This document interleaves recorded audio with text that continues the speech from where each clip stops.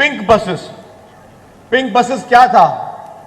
میں چاہوں گا کہ ہماری خواتین اس میں بیٹھی ہوئی ہیں اس پنڈال میں، وہ غور سے سنیں. جو خواتین کے لیے پنک بس شروع کی گئی، یہ ایک شہر ایک صوبے کی بات نہیں ہے، ایک ملک کی بات نہیں ہے. پورے یونائٹڈ اسٹیٹس آف امریکہ میں آپ کو خواتین کے لیے کوئی بس نظر نہیں آئے گی. پورے یو کے میں آپ کو خواتین کے لیے کوئی مخصوص بس نظر نہیں آئے گی. پورے یورپ میں خواتین کے لیے مخصوص بسز نہیں ہیں. پورے گلف کنٹریز میں خواتین کے لیے مخصوص بس سروس نہیں ہے. اگر اس دنیا کے نقشے میں کسی نے شروعات کی تو وہ پاکستان پیپلز پارٹی کی سندھ حکومت نے کی، جس میں ہم نے ڈرائیور بھی خواتین رکھی ہیں، ہم نے کنڈکٹرز بھی خواتین رکھی ہیں. اور پھر یہ جو آپ رائٹ پہ دیکھ رہے ہیں اور لیفٹ پہ دیکھ رہے ہیں، جو میری یہ معصوم بہنیں، بیٹیاں، بچیاں جو اس وقت پنک اسکوٹرز میں نظر آ رہی ہیں، یہ بھی پاکستان پیپلز پارٹی کی سندھ حکومت نے شروع کی ہے، اور اس میں کوئی پیسہ نہیں لے رہے، فری آف کاسٹ. اور میں چیلنج کے ساتھ کہہ سکتا ہوں کہ اس سے بہتر آپ کو الیکٹرک ای وی اسکوٹر کہیں نہیں ملے گی. اور کانسیپٹ کیا تھا میں آپ کو کھل کے بتاؤں، کیونکہ کافی ہمارے M L A M P کو بھی یہ دوست بچن کو پتہ نہیں ہوگا. جب یہ کانسیپٹ تھا تو اس وقت ہم نے چیک کیا کہ صوبہ سندھ میں کتنی ہماری خواتین ہیں جن کے پاس ڈرائیونگ لائسنس ہے.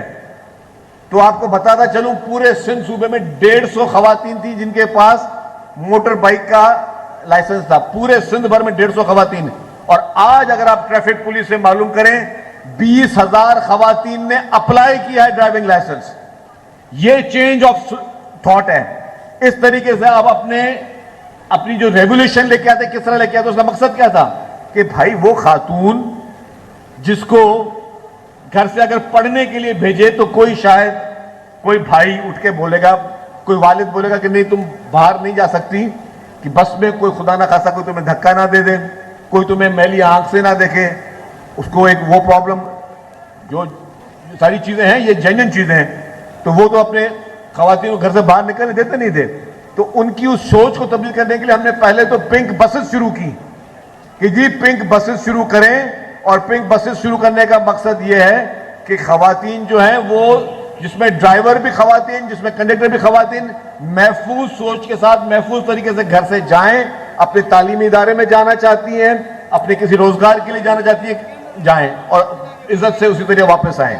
لیکن اس کے بعد ہم نے کہا کہ اگر کوئی خاتون کوئی کام کرنا چاہے، کوئی ڈیلیوری کا کام کرنا چاہے، کوئی جو ہے کوریئر کا کام کرنا چاہے، کوئی اور انڈیپینڈنٹ کام کرنا چاہے، اور اس کو بس اگر اس کو ہر جگہ پہ ہر روڈ پہ موجود نہیں ہے، تو اس کو ہم فری آف کاسٹ یہ لیتھیم بیٹری والی ای وی بائکس ہیں، پنک اسکوٹر ہیں، اور پورے پاکستان میں کوئی بھی حکومت جو ہے وہ فری میں نہیں دے رہی ہے.